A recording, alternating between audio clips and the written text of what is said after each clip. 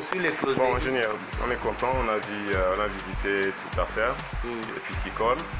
On nous a montré les étangs qui ont différentes sortes de poissons. Bon, là, nous sommes à l'écloserie. Nous a expliqué, on a vu même les bacs où il y a différents alevins en train de grandir. Bon, le besoin immédiat pour toi, c'est lequel? Le besoin immédiat ici, c'est le besoin de l'énergie solaire. Donc, il faut pour qu'il commence à produire d'une manière permanente, il doit avoir au moins l'énergie solaire d'une capacité au moins de 10 kVA. Maintenant, là, il y a des batteries à lithium qu'on est en train de vendre. Et si je peux avoir ça, 10 kVA, parce que mon besoin là, c'est dans les 3 à 5. Si j'ai au moins 10 kVA, je ne pouvais pas avoir une perte en électricité de façon permanente. Déjà, tu utilises des batteries en lithium? Non. Mais pour les partenaires, j'ai déjà commandé c'est fait. Oui, parce que nous en avons aussi, on en a aussi la capacité. Oui. Donc à part ça, c'est la porcherie pour fertiliser les étangs de poissons marchands. Et comme ça, j'ai aussi la nourriture d'une manière permanente. Donc c'est les 3 points. Les poissons, j'en ai. Les stocks de génitaires, j'en ai. Tilapia, poisson chat. Mais c'est le fonctionnement qui n'est pas encore atteint son niveau de pointe pour lancer la production intensive de façon tournante ou permanente. Donc c'est ça. Mais actuellement, tu produis comment? Tu produis trimestriellement, semestriellement bien? Oui, trimestriellement, quelques alevins j'ai des fois beaucoup de mortalité à cause des flux de température parce que la nuit ça baisse à 20, 22, 23, la journée 26, 27. Or pour les closeries ce n'est pas bon, vous ne pouvez pas faire une bonne production. Pour faire une bonne production, la température doit être statique, donc ça ne pouvait pas. Si c'est 27, du début de l'éclosion jusqu'à la sortie des alevins, c'est la même température. Mais comment est-ce que vous faites les températures si la température est de 22? Bon, on alimente les groupes, non?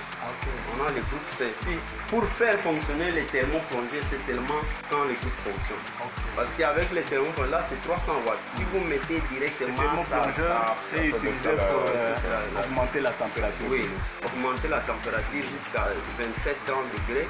Là c'est bon. Mais vous ne pouvez pas tenir tout le mois parce que c'est des consommations de carburant.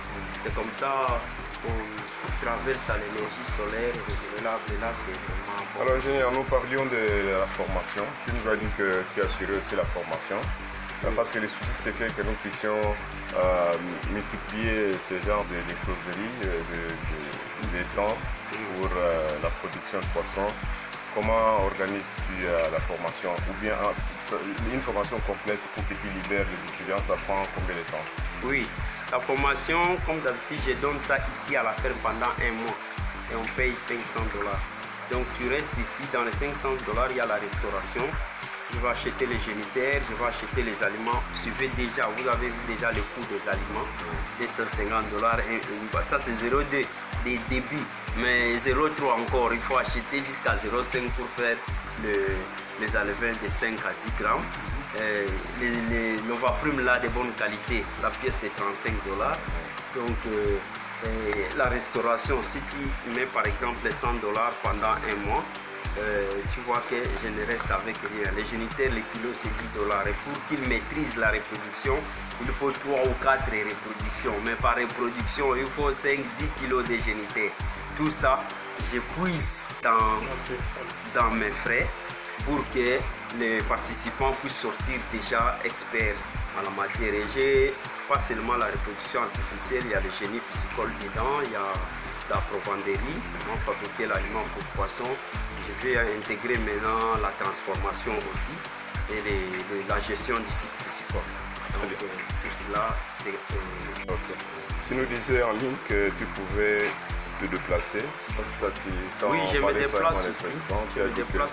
Tu pouvais te déplacer pour aller donner des formations ailleurs? Je me déplace pour des formations, je me déplace pour... Là, c'est purement théorique ou bien...